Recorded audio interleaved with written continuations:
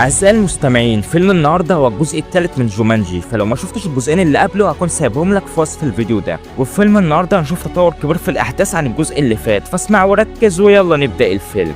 وبيبدأ الفيلم ببيساني وبتبعت لاصحابها رسالة على الجروب بتاعهم انهم يتقابلوا في مطعم، وبتشوف مارسا الرسالة وفريدج هو كمان بيشوفها، وبيكون سبنسر شغال في سوبر ماركت وبيكون بيرص معجون السنان وبيشوف رسايلهم على الجروب بس ما بيعبرش لانه ما عادش بيكلم مارسا. وبيجي صاحب الشغل وبيقول له انت يا ابني انت هتنام جنب الرف لسه قاعد كل ده بترص في معجون السنان، خلص يلا. وبيطلع سبنسر البخاخه بتاعته وبيستعملها لانه بيكون عنده مشكله في التنفس. وبالليل وهو مروح بيفتح اكونت الانستجرام بتاع مارسا وبيقلب فيه وبيكون زعلان عشان خلاص ما عادوش صحاب. والصبح بيدخل سبنسر هو وامه للبيت وبيكون جد سبنسر جوه في المطبخ وبيغير اللمبه. فام سبنسر بتقول له انت بتعمل ايه يابا فوق السلم كده؟ فبيقول لها بغير لك اللمبه يا بنتي. فبتقول له انزل لحسن تقع ويحصل لك حاجه. وبيسلم على سبنسر وبيقول له انا يا ابني تمام بس عايز ارجع لشقتي. فبنته بتقول له احنا جايبينك هنا عشان العمليه اللي انت عاملها في رجلك. وبالليل بيكون سبنسر وجده قاعدين في الاوضه وامه بتدخل عليهم وبتقول لسبنسر ان الراجل اللي هيجي يصلح الدفايه هيجي الصبح الساعه 10. فبيقول لها بس انا هكون رحت مع اصحابي عشان نفطر بره. فبتقول له طب تمام هتروحوا فين؟ قال لها مطعم نوره. فجده قال له اشمعنى يعني المطعم ده؟ من بين كل المطاعم ما اخترتوش تروحوا غير المطعم ده؟ وبعدها جده بيقول له بقول لك صحيح لسه بتكلم صاحبتك دي؟ قال له لا اصل لما كنا سوا الاول كان الحال مختلف عن اللي احنا فيه دلوقتي، اصل احنا دلوقتي خلصنا الثانويه وبعدنا عن بعض.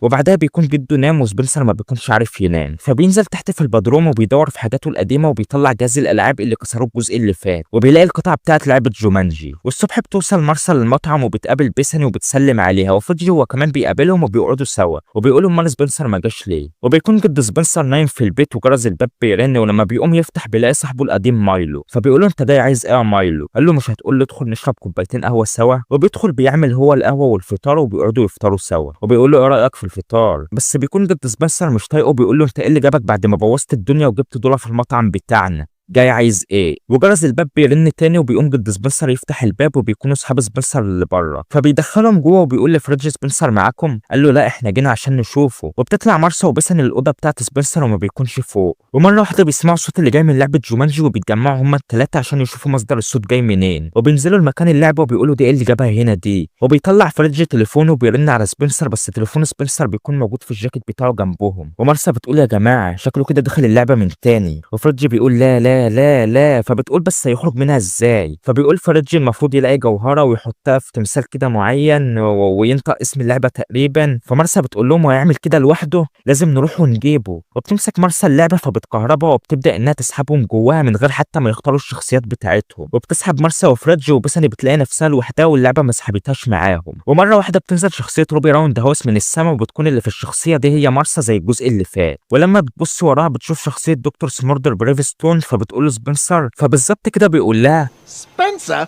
وبيقوم شخصية فرانكلين فينبار من على الأرض وبيقول هو في إيه؟ هو أنا فين؟ وبيبص لبريفستون وبيقول ايدي؟ فقال له اه انا ايدي، انت مين؟ قال له انا مايلو. واللي بيكون حصل يا عزيزي المستمع ان اللعبه سحبت جد سبنسر اللي هو ايدي وسحبت كمان صاحبه مايلو مع مارسا وفريدج، وجد سبنسر نزل بشخصيه بريفستون ومايلو نزل بشخصيه فرانكلين فينبار. ومره واحده بتنزل شخصيه البروفيسور شيلي اوبرين من السماء ومارسا بتقول لها بيساني، فقال لها بيساني مين؟ ولما بيبص لشكله بيقعد يقول لا لا لا لا لا, لا من هنا للسنه الجايه بيقول لا. فبتقول له فريدج، الله فريدج. وبيبص لبريفستون وبيقول له انت سبنسر؟ قال له هو الكل اللي بيقول سبنسر. فمارسا بتقول له لا ده يبقى جد سبنسر وده صاحبه مايلو. فقال لها طب فين بيساني وفين سبنسر؟ قالت له ما اعرفش ما هي اللعبه ما سابتلناش الشخصيات نختارها. قال لها عشان مكسوره وبايظه ذكيه. فجد سبنسر بيقول لهم هو احنا متنا؟ فمايلو بيقول اه ده انا قلت كده برضه. فبتبدا مارسا تشرح لهم على اللي فيها وبتقول لهم اللي احنا في لعبه فيديو اسمها جومانجي واحنا دلوقتي تجسدنا بشخصيات اللعبه. فجد سبنسر بيقول ففريدج قال له احنا في لعبه فاهم، ولازم ندور على سبنسر عشان هو كمان هنا. فبيقول لهم سبنسر هو هنا؟ والتاني بيقول لهم سبنسر حفيد ايدي ولا ايه؟ فبيقولوا له اه. وايدي بيقول لهم هو سبنسر هنا؟ قالوا له ما قلنا اه. فرجع تاني قال لهم سبنسر؟ فقالوا له اه ما قلنا اه ولازم ندور عليه. ومايلو بيروح عند النهر وبيشوف فرس نهر وبيقول الله شوفوا يا ولاد ده فرس نهر ده، وبيسقف له عشان يجي. فمارسا بتقول له لا ابعد عنه. فبيروح فرس النهر طالع من الميه فجاه وكان خلاص هياكله بس مارسا بتلحقه بسرعه، وبيروح فريدج حادف في بقه جوزة هند بتسد حنكه. ومايلو بيقول لهم ايه اللي حصل ده يا ولاد؟ ده كان فرس نهر والحيوان ده سريع جدا وعضته شديده قوي كمان، بس انا من امتى كنت اعرف المعلومات دي عن فرس النهر؟ ففريدج بيقول له عشان انت عالم حيوان. وايدي جد سبنسر بيقول لهم هو احنا في فلوريدا يا ولاد ولا ايه؟ ففريدج قال له اسمعني كويس يا جدو، احنا دلوقتي في مكان خطر وانا ومارسا جينا هنا قبل كده وعارفين هنعمل ايه، فعايزك يا حجوج منك ليه تاخدوا بالكم كويس قوي. ومره واحده بتظهر افعى كبيره من وراه وبتبلعه، وبيروح نازل من السما تاني وبيخسر حياة من الثلاث حيوات اللي عنده. ومرة واحدة بتعدي طيارة من فوقهم فبيروحوا وراها، وبيكون اللي في الطيارة دي هو نيجر بن جسلي دليل لعبة جومانجي، وبيقول لهم أهلا بكم في جومانجي، يلا ما تخليكوش واقفين كده واركبوا الطيارة. فبيركبوا معاه وبيطلعوا بالطيارة، وبيبدأ يقول لهم إن جومانجي في خطر مرة تانية، وكل حاجة واضحة في الرسالة اللي معاك يا دكتور بريفستون، اقراها لنا بصوت عالي. فبيقول له رسالة إيه؟ أنا معيش رسالة خالص. فمايلو بيقول له بص يا إيدي دي الرسالة في إيدك. فبيبدأ جد سبنسر يقراها، وبتحكي الرسالة عن واحد اسمه يورجن المتوحش، ونيجل بيقول لهم هو رجع وجاب معاه جيش ونزلوا لقرية الراجل العجوز ده عشان ياخدوا جوهرة الصقر اللي معلقاها في رقبته، والجوهرة دي هي جوهرة الحياة في جومانجي، وأهل القرية دي بيحموها من مئات السنين، وطول ما هي بتشوف الشمس الأرض هتزدهر بالحياة، لحد ما يورجن هاجم القرية بالجيش بتاعه وسرق الجوهرة من الزعيم بتاع القرية وخلاها معاه بعيد عن الشمس، ومن ساعتها الأرض جفت والمحاصيل باظت، وإن الجوهرة ما رجعتش لمكانها في أسرع وقت هيبقى خلاص كده الأرض اتدمرت، وعشان كده بعت لك يا دكتور بريفستون أنت وزمايلك. وبعدها بيقول لهم هما في الطيارة لازم ترجعوا الجوهرة وتعرضوها للشمس تاني في أسرع وقت، وأول لما تعملوا كده هنادوا باسم اللعبة، وما تنسوش تدوروا على فاكهة الصحراء عشان هتنفعكم جدا. وبيديلهم الخريطة بتاعة اللعبة وبيقول لهم يلا نطوا من الطيارة وانقذوا اللعبة، وبيروح فاتح الباب وموقعهم من الطيارة في نص الصحراء. وبس إن في العالم الحقيقي بتحاول إنها تشغل اللعبة بس ما بتشتغلش خالص. وفريدج بيقول لهم تعالوا بصوا لقيت إيه، وبيكون لقى عربيات الصحراء أو عربيات الرمال، وبيطلع الخريطة وبيقول لهم المكان اللي إحنا فيه ده اسمه القصبان، ودي المرحلة الأولى من اللعبة. وبتكون في نعامة جاية تجري عليهم من بعيد، ومايلو بيقول لهم دي نعامة، والنعامة طائر لا يطير، مع إني معرفش المعلومات دي بس. فقالوا له يا جدو ما إحنا قلنا لك إنك عالم حيوانات.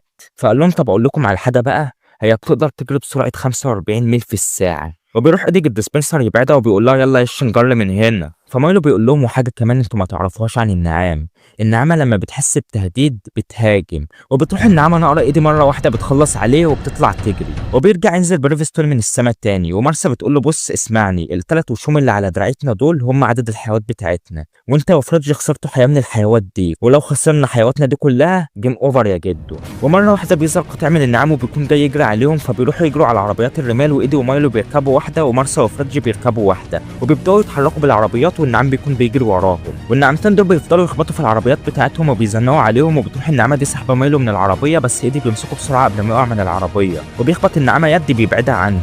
ومارسا وفريدج وهم سايقين بيخبطوا وبيتقلبوا بالعربية، وبيكون النعام خلاص جاي عليهم بس بيجوا ايدي ومايلو وبيقول لهم اركبوا بسرعة، فبيركبوا وبيكملوا جري بالعربية والنعام وراهم، بس هم سايقين بيقابلوا حفرة كبيرة فبيقفوا قدامها بسرعة قبل ما العربية تقع فيها، وبيشوف ايدي منحدر فبيروح لافف بالعربية وبيرجع عند النعام وبيروح كسر الاتجاه التاني مرة واحدة وبيجري ناحية المنحدر. فبيقولوا له انت بتعمل ايه؟ قال لهم دي طيور ما بتطيرش. ومارسا بتقول له دي برضه عربية رمال ما بتطيرش، والنعام بيكون قرب منهم وبيفضل ينقر في سقف العربية وبيقلع لهم السقف، وبيروح ايدي نطت من فوق المنحدر بالعربية وبتخبط العربية في حافة الحفرة وبيتنطروا كلهم على الجهة التانية بره العربية، وبتقع العربية في الحفرة، والنعام بيكون واقف على الجهة التانية وما بيعرفش يعدي ليهم، وبيكون ايدي فرحان بنفسه وبيقول شفتني كنت عامل ازاي، كأني بالظبط ما بخافش ولا بعيب من اي حاجة. فمارسا بتقول له حصل، انت فعلا ما بتهبش، وهي دي شخصية دكتور بريفستون، وبتطلع له قائمة نقاط القوة والضعف عنده، بتكون نقاط القوة عنده هي نفسها بتاعت المرة اللي فاتت، وبيكون له نقطة ضعف واحدة ودي ما كانتش موجودة المرة اللي فاتت، وهي المطوة. ايوه المطوة اللي هي السكينة اللي احنا نعرفها عزيزي المستمع. وبتفتح مارسا قائمة شخصية روبي وبيكون في نقاط القوة عندها حاجة جديدة وهي سلسلة القتال، وبيفتح مايلو قائمة شخصية فرانكلين وبيكون عنده حاجة جديدة انه قادر يتكلم مع الحيوانات في نقاط القوة عنده. وفريدج لما بيطلع قائمة شخصية البروفيسور شيلي بتكون عنده ميزة جديدة في نقاط القوة وهي علم الهندسة، بس بتكون في 3 نقط جديدة في نقاط الضعف وهي الحر والشمس والرمل. وبيقول حلو قوي ادي شخصية شيلي اوبرين واحنا اصلا في نص الصحراء،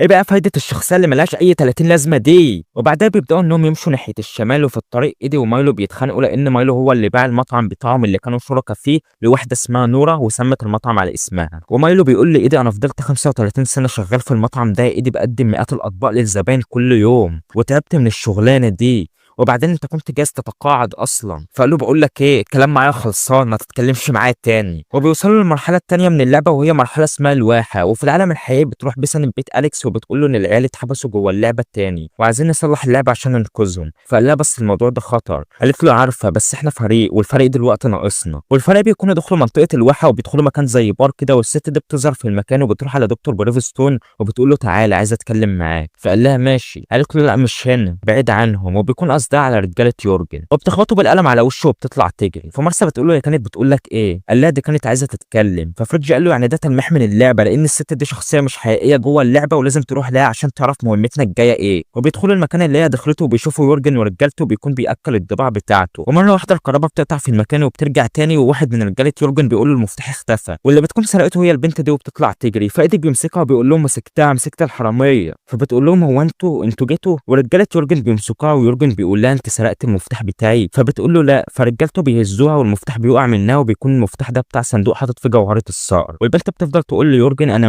مش عارف، بس مش انا ما اعرفش، ما حدش فيكم معاه بخاخ للصدر او اي حاجه تسلك الدنيا كده. فمارسا بتقول سبنسر، وبتعرف ان ده سبنسر في شخصيه البنت دي، واسمها دي بتقول اقطعوا راسها. فبيروح يورجن حتفه ببلطه بيخلص عليه، وبيرجع سبنسر ينزل من السما تاني وهو في شخصيه البنت دي. والفريق بيقابله بره وهو بيقول لهم هو انتوا يا جدعان انتوا بتعملوا ايه هنا؟ ففريدج قال له جينا عشانك متخلف. فبيقول انت بسني؟ قال له لا انا مش بسني، انا فريدج يالا. فبيبدا يعرفهم كلهم وبيعرف مايلو وجده ومارسا. ويورجن ورجالته بيطلعوا بره وبيمشوا من المكان، وسبنسر بيقول لجده المفتاح كان معايا في ايدي، انتوا وقفتوني ليه؟ ففريدج بيقول له انت ايه اللي جابك هنا في الاساس يا سبنسر؟ احنا كسرنا اللعبه عشان ما يحصلش كده تاني. فقال لهم انا ما اعرفش عملت كده ليه، انا عملت كده وخلاص، ما اعرفش ليه، بس زي ما يكون حاجه خلتني اعمل كده. وفكرت ان انزل بشخصيه دكتور بريفستون لان كنت عايز اعيش الاحساس ده تاني، بس بدل ما انزل بشخصيته نزلت بشخصيه مينج فليت فوت. وبيطلع لهم قائمه نقاط القوه والضعف بتاعه الشخصيه. ونقاط القوه عندها بتكون انها قطه حراميه ونشاله ومقتحمه خزائن. ونقاط الضعف عندها هي حبوب اللقاح. والمره اللي هي كانت خبطت بريفستون بالقلم بترجع تاني وبتقول له يورجن ورجالته راجعين للحصن بتاعهم عشان يقابلوا الاخوه كبابك، وهو هيبيع جوهره الصقر عشان يتحالفوا مع بعض ولازم توقفهم وترجع الجوهره قبل ما يحصل كده. فسبنسر بيقول لهم تمام، لازم عشان نوصل ليورجن محتاجين جمال عشان نوصل بيها، ومحتاجين نلاقي فاكهه الصحراء. فمارسا بتقول له عشان نلاقيها لازم نروح ورا البنت دي. فقال لها روح انت وفريدج وراها واحنا هنروح نسرق كام جمل كده. فمارسا وفريدج بيروحوا وراها وبيدخلوا المكان اللي هي دخلته، والارض بيكون مكتوب عليها شجره توت جومانجي، وفي وقت الحاجه ليها افتكرها. وفريدج بيقول لمارسا هي دي بقى فاكهه الصحراء. وسبنسر ومايلو بيدخلوا للمكان اللي فيه الجمال، وجد سبنسر بيكون مستنوهم بره. ومارسا بتجري وبتتشعبط في الشعل دي وبتوصل للشجره، ولما بتقطف الفاكهه من عليها بتقع في البركه اللي تحت الشجره، وبتطلع من الميه وبتقول لفريدج الفاكهه دي تقيله قوي. فبيمد لها ايده عشان يطلعها ورجله بتكون لمست الميه، ولما بيلمسوا بعض بيحصل انفجار وبينتقلوا هما الاثنين في اجسام بعض. يعني مارسا بتكون هي البروفيسور شيلي وفريدج بيكون هو روبي راوند هاوس، والاثنين بينصدموا. وايدي جد سبنسر وهو واقف مستني الاثنين دول الظاهر بيبقوا عميانين من الشرب او حاجه زي كده. وايدي بيقول لهم انت وهو يلا غوروا من هنا، مفيش حاجه هنا عشان تتفرجوا عليها. فواحد منهم بيقول له انت بتقول ايه؟ قال له قلت اغرقوا من هنا. فراح قال له تاني انت بتقول ايه؟ قال له قلت اخفوا اغرقوا تنيلوا روحوا بدايه من هنا. فراح قال له تالت مره انت بتقول ايه؟ الظاهر الراجل سمعه تقيل حبتين ثلاثه كده، او ممكن عشان خرمان. فايدي بيخبطوا يد في وشه بيطيروا من قدامه وبيخفيه، والتاني بيقوم خبطه نفس اليد في وشه بس ده دكتور بريفستون، وبيقوم قافش فيه وبيقول انا قلت اغرقوا من هنا، وبيغرقوا هو. وبينصدم من القوه الكبيره اللي عنده دي، والرجاله كلهم بيحوطوه من كل حته، وبيجي اسمه ايه ده بيجري عليه فبيقوم رده لورا تاني، والتاني بيجي عليه فبيطيروا لورا، واللي بعده في اللي بعده في اللي بعده، وبيحدف البرميل ده على الجماعه دول، وبيشيل واحد منهم بيحدفوا على الجماعه التانيين، وواحد بيمسكه بيخبطوا يد من تحت بيطيروا لفوق وما بينزلش. وسبنسر ومايلو بيحاولوا يطلعوا الجمال بس ما بتتحركش معاهم. فمايلو بيقول له يا الجمال كده عنيده واستيعابها بطيء حبتين. فالجمل ده بيعمل صوت فبيقول له اهلا وسهلا. وسبنسر بيقول له انت قادر تفهمهم؟ اضغط كده على القائمه بتاعتك. فبيطلع قائمه نقاط القوه والضعف عنده. فسبنسر بيقول عالم لغات، يعني بتقدر تتكلم مع الحيوانات. طب لو كده بقى اطلب منهم انهم يطلعوا معانا. وفريدج بيكون فرحان بشخصيه روبي راوند هاوس، وبيفضل يلعب رياضه وبيروح يجري على الشعله وبيتشعبط فيها وبينط على الشجره بيمسك فيها، فالفرع بتاعها بيتكسر وبيقع في الميه. ومارسا بتروح عشان تساعده ورجلها بتلمس الميه وبتمد ايديها لفريدج وبترجع تتبدل اجسامهم من تاني. وجد سبنسر بيكون رقد الرجاله كلهم حواليه، ومره واحده رجاله المطوه بيحضروا في المكان، والقائد بتاعهم بيقول له تعالى يا بريفستون. وعشان نقطه ضعفه هي المطوه بيدخل يجري عند سبنسر ومايلو بيقول لهم مصيبه عندنا ضيوف من اللي هم الخطر دول. فبيطلعوا هم الثلاثه بالجمال من الباب اللي ورا وبيخرجوا بره اللوحه بجمال زياده، وبيقابلوا مارسا وفريدج، ورجاله المطاوي بيكونوا جايين عليهم فبيقولوا يلا بينا من هنا. فايدي بيقول لهم لا انا هقوم بيهم. ففريدج بيقول له لا يا جدو ايدي دول رجاله المطاوي. ومره واحده بيضربوا مدفعيه عليهم وبتفكرهم كلهم هم الخمسه، وبيرجعوا ينزلوا من السما تاني وبيتقفلوا كلهم من جد سبنسر. وبعدها بيكونوا ماشيين بالجمال في الصحراء، ومايلو بيفكر ايدي بالمطعم. فبيقول له انت راجل كبير خرفان وغبي بتبيع المطعم ليه؟ انا لما خسرت المطعم ده خسرت خسرت كل حاجه. فقال له ما انا قلت لك يا ايدي احنا كبرنا في السن وكان لازم نتقاعد. فقال له انا اللي زي ما بيتقاعدوش. قال له يعني انت عايز تتعارك ولا ايه يا ايدي؟ قال له تعال. فبينزل من على الجمل وبيقول له ماشي. وايدي بيقول له انت عايز تجرب بوكس مني ولا ايه؟ فقال له اه تعال. اصل انت اللي ما تعرفوش بقى يا ايدي ان انا طول ال 15 سنه اللي فاتوا دول كنت بتعلم التاي تشي. وبيقوم خبطه في مناخيره فبيخبطه ايدي بيطيره لورا بيخبط في الصخره دي والصخره اللي فوقها بتقع عليه بتفرمه وبيرجع ينزل من السما تاني. وبعدها بيرجعوا يتحركوا تاني بالجمال والجمال بتقف بيهم عند بدايه المرحله الثالثه من اللعبه واللي بتكون عباره عن جسور معلقه لازم يعدوها عشان يوصلوا للمرحله اللي بعدها. وفريدج بيقول لهم احنا هنبدا من الجسر ده وبعدها هننط على الجسر ده وبعده هنروح على الجسر اليمين ده وهنكون كده ماشيين في شكل زي جوانب بشكل شبه المنحرف كده. وبيقول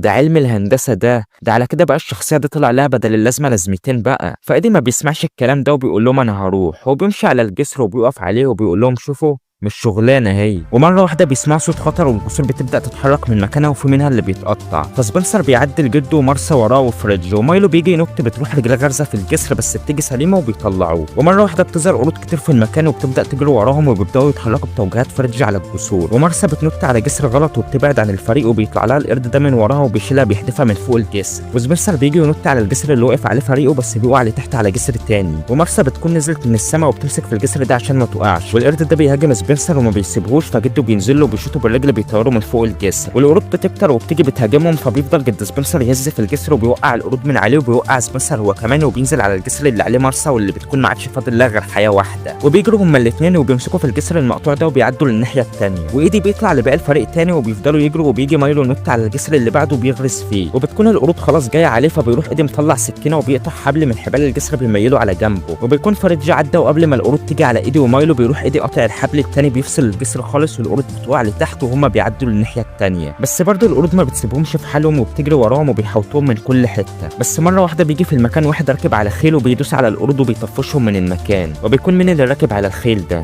شخصيه سيبلين اللي هو أليكس. وبيقول لهم بيساني قالت لي انكم هتحتاجوا مساعده. فمارسا بتقول له امال فين بيساني؟ قال لها اهي. صحيح اشتريت لكم لبس عشان البرد. وبتكون بيساني هي الخيل. وبعدها سبنسر بيقول لأليكس هو الحصان ده شخصيه في اللعبه؟ قال له واسمه سايكلون. ومارسا بتقول له بس حلو اللبس ده أليكس انت جبته منين؟ قال لها ما انا لما عرفت ان احنا هننزل في الشمال وفي التلج كده جبناهم من السوق. قالت له هو انت تقدر تتسوق هنا ولا ايه؟ فقال لها انا مش عشت هنا 20 سنه ولا ايه؟ ومايلو بيكون بيقول لايدي انت تعرف يا ايدي انا لما بعت المطعم انت ما خسرتش كل حاجه زي ما انت بتقول كده. فبيقول له انا اسف يا مايلو. قال له انا برضو اسف يا ايدي. فقال له انا فرحت لما جيت لي عشان تشرب كوبايه قهوه معايا بس معلش اشمعنى يعني دلوقتي؟ قال له عشان خلاص يا ايدي ما عادليش وقت كتير وعشان كده عايز احسن الاوضاع معاك. وبعد ده كله انا برضو فرحت اني شفتك وشربت قهوه معاك بعد فتره كبيره. وبعدها الفريق بيستعدوا عشان يدخلوا المرحله الاخيره في اللعبه واللي هي مرحله الحصن. وسبنسر بيقول لهم لازم نوصل بسرعه قبل ما يوصلوا الاخوه كبابك وناخد الجوهره ونعرضها للشمس. بس فريدج بيقول لهم بس ثواني المستوى الاخير ده في الغالب كده هيخلص علينا كلنا. انا اصلا مش عارف امشي عشان رجلي اتلوت ولو جدك سبنسر ما كانش ضرب الناس وقعد يتصرف بالطريقه دي يعني انت هجيب خساره فيك شخصيه بريفستون اصلا انت عنيد قوي ومتضايق وبالطريقه دي تتسبب في قتلنا كلنا. وانت يا مايلو انت اصلا مش نافع تكون عالم حيوانات. وبيجي يقعد بيقوم واقع على ورا. فبيقولوا لي يا فريدج انت كويس؟ قال لهم تعالوا بسرعه يا جدعان شوفوا المنظر ده. وبيكون المكان ده شلال بحر زي اللي مارسا وفريدج وقعوا فيه واتبدل في شخصياتهم. فبيروحوا كلهم ينطوا فيه ما عدا مارسا واليكس وبيطلعوا بشخصياتهم اللي نزلوا بقى في الجزء الاول. يعني فريدج في شخصيه فرانكلين وبيسن في شخصيه البروفيسور شيلي وسبنسر في شخصيه بريفستون وايدي بيكون في شخصيه مينج ومايلو بيكون في شخصيه الخيل. وبعدها بيدخلوا في كهف بيولعوا نار وبيتدفوا. وجد سبنسر بيطلع لبره وبيلاقي رجاله يورجن مسكوا الحصان اللي هو مايلو. فبيقول لهم ابعدوا ولا انت وهو عن الحصان ده. فبيقولوا له عفوا يا مارا ما هو في شخصيه بنت بقى. وبيقبضوا عليه هو كمان وبيشوفهم أليكس وبيرجع لباقي الفريق وبيقول لهم مايلو وايدي اتمسكوا. وبيكون لازم يطلعوا جبل التلج ده لان الحصن فوقه. وفريدج بيقول لهم في طريق واحد عشان نعرف نمشي منه بس كله مليان حراس. فبتفتح بسن الخريطه وبتشوف برج فوق الحصن وبتقول شكل كده حابسين جدك في المكان ده. ومايلو شكله كده في حاجه زي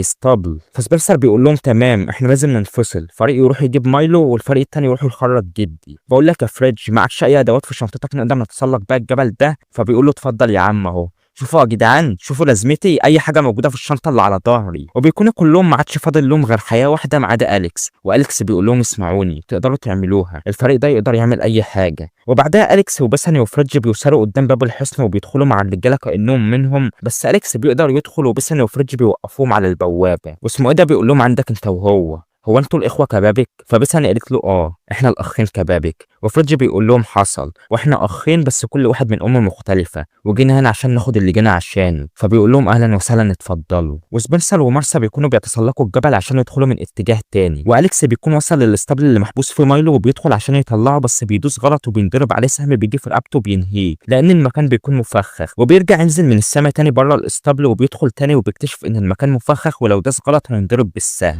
ومارسا وسبنسر بيكونوا طلعوا الجبل واسمه ايه ده بيسحب سكينه وبيجري عليهم، بس سبنسر بيلبسه في الحيطه ومارسا بتشوط وشه. وبيكون ايدي محبوس في زنزانه، فبيروح سبنسر قلع الباب وبيخرجه، واليكس بيكون بيحاول يعدي من بين الاماكن اللي ما ينفعش يدوس فيها، بس بيدوس على واحده بالغلط وبينضرب عليه سهم، بس بيقدر انه يتفاداه. بس مره تانية بيدوس غلط والسهم بيرشق المره دي في كتفه وبينزل من السما تاني، وبيكون ما عادش فاضل ليه غير حياه واحده. وبيدخل تاني بس المره دي بيقدر يوصل له، ولما بيفتح الباب بتاع القفص الارض بتتقفل والسكه بتتحصن. وبيجي اليكس يخبط على الحصان، بتطلع قائمه نقاط القوه والضعف بتاعته، فاليكس بيقول ده جامد قوي ده. وبسني وفريدج اول لما بيدخلوا بتيجي الست دي وبتقول لهم اهلا وسهلا اتفضلوا حته كيكه. ففريدج بيقول لا لا لا، وبيقوم قالب منها الصينيه، وده لان الكيك من نقاط الضعف عنده. وبيدخلوا يقابلوا يورجن المتوحش وبيكون لابس جوهره الصقر في رقبته، وبيقول لهم ان احنا النهارده هنعمل تحالف قوي وهنحتل العالم. هي فين؟ قالوا له هي مين؟ قال لهم اختكم، عشان قريب هتكون مراتي، وطالما انتوا جيتوا من غير اختكم انا هقطع راسكم. وبيرفع عليهم السيف وبيقول لهم بسالكم للمره الاخيره فين هي اختكم؟ ومره واحده بتظهر مارسا وبتقول انا هنا، والمساعد بتاع يورجن بيقول لها جويندلين كبابك، هو انتي؟ قالت له انا. فبيقول لها تقبلي في اليوم ده تتجوزي الملك يورجن المتوحش؟ فبتقول له وبتقول له يورجن ممكن اشيل جوهره الصقر اللي على رقبتك دي؟ فقال لها اكيد يا عروستي. وفي الوقت ده بتيجي رساله للمساعد بتاع يورجن وبيقول له جلاله الملك الاخوه كبابك اتاخروا في الطريق ودول عالم نصابه. فبيمسكوهم كلهم، بس مره واحده بيظهر سبنسر وبيخبط الاثنين دول في بعض، وبتروح مارسا عشان تاخد جوهره الصقر بس يورجن بيزقها بعيد. وفريدج وبسني بيمسكوا شعلتين نار وبيهوشوا بقى رجالته، وبيروح سبنسر يخبط يورجن في وشه بس ولا بيتاثر، فبيجرب تاني يد في الثانيه في الثالثه بس الراجل جيتا ما بيتاثرش. وبيروح ماسكه من رقبته وبيرفعه لفوق وبيخبطوا خبطه بيردوا على ورا، بس سبنسر بيطلع فكه التوت بتاعت جومانجي من جيبه، ويورجن اول لما بيشوفها في ايده بيجيب على ورا، وبيقول للمساعد بتاعه انا هقابل الاخوه كبابك خلصوا عليهم كلهم. فبيطلع سبنسر يجري وراه، وفريدج بيطلع راديو من الشنطه اللي معاه وبيشغل مزيكا. وبما ان شخصيه روبي راوند هاوس من نقاط قوتها القتال بالرقص، بتقول لهم مين فيكم عايز يرقص شويه، وبتبدا ترقصهم على مزيكا خفيفه. ويورجن بيكون راكب المنطاد ده وبيتحرك بيه، بس بيجري سبنسر وراه وبيمسك الحبل بتاعه وبيربطه في البتاعه دي بيوقف المنطاد، وبيمسك في الحبل ده وبيبدا يطلع للمنطاد وبيفتح الباب وبيطلع فوق، بس يورجن بيطلع من وراه وبيقوم خبطه بالرجل مزحلقه على الارض، وبيسحب السيف بتاعه وبيقول له انت مين يالا. فبيقوم يجري عليه وبيخبط فكه توت جومانجي في صدره، وبتطلع قائمه نقاط الضعف والقوه عنده، ونقطه الضعف بتكون عنده هي توت جومانجي. وسبنسر بيقول له انا دكتور سموردر بريفستون، وبيخبطوا كام يد في وشه كده بتخليه يصدع، والفريق كله بيكون مستني بره ومايلو واليكس بيكونوا معاهم. وسبنسر بيجري على يورجن وبينط بيه من المنطاد وبياخد الجوهره من على رقبته وبيمسك في الحبل، ويورجن بيقع لتحت وبيتكل على الله. وبيكون ضد سبنسر راكب على الخيل مايلو وبيجري بيه وبينط مايلو من فوق، ومره واحده بيفرد جناحات وبيطير، وبتكون دي هي نقطه القوه اللي اليكس شافها لما طلع القائمه بتاعته. وسبنسر بيقول لجده خد يا جده الجوهره هي، عرضها للشمس بسرعه وبيحدفها له، ومايلو بيطير بيه على فوق وبيرفع ايد الجوهره ناحيه الشمس وبيقولوا كلهم بصوت واحد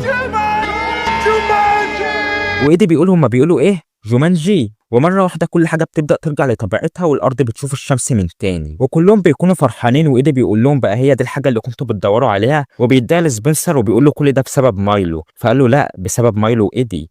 قال له بسبب مايلو وايدي. ومره واحده بيحضر في المكان نايجل دليل لعبه جومانجي، وبيقول لهم احسنتم ايها المغامرون، لقد انقذتم جومانجي مره اخرى وجومانجي تشكركم، والان هيا بنا يا دكتور بريفستون تفضل واعطيني الجوهره. فبيديها له بيقول لهم انا هحميها وارجعها لاهل القريه من تاني. وبيروح فريدج بيمد له ايديه عشان يخرجه بره اللعبه، فمايلو بيناديله وهو بيقول ايه ده بجد يا جدعان مش هتصدقوا اللي بيقولوا ده عايز يفضل هنا، وبيقول انه عمره 75 سنه واتعلم الطيران، وانه لو رجع للعالم الحقيقي ما عدلوش في كتير. فسبنسر بيقول بس انت مش هتعرف تخرج تاني، فايدي بيقول هو عارف ده، وبيروح يسلم عليه، ومايلو بيبدا انه يجري وبيفرد جناحاته وبيطير، وبيمدوا ايديهم لنايجل وبيرجعوا كلهم للعالم الحقيقي. وبعدها سبنسر بيكون قاعد مع جده بيلعبوا فيديو جيم سوا، وسبنسر بيكون بيعلمه، وام سبنسر بتدخل عليهم وبتقول لهم عملتوا ايه كده النهارده، فجده بيقول لها سبنسر علمني ازاي العب بالعاب الفيديو. وبالليل سبنسر بياخد جده وبيروح مطعم نورا اللي هو كان شريك فيه هو ومايلو، وبيقول له ياه ده انا كان ليا ذكريات حلوه قوي هنا، وبيقابل نورا اللي هي صاحبه المطعم دلوقتي، وسبنسر بيقعد مع اصحابه، وجد سبنسر بيقول له نورا وازاي الشغل دلوقتي؟ قالت له المدير بتاعي ساب المكان من 6 شهور ومن ساعتها المكان ما عادش زي الاول، فبيقول لها لو عايزه حد يدير المطعم ممكن اساعدك.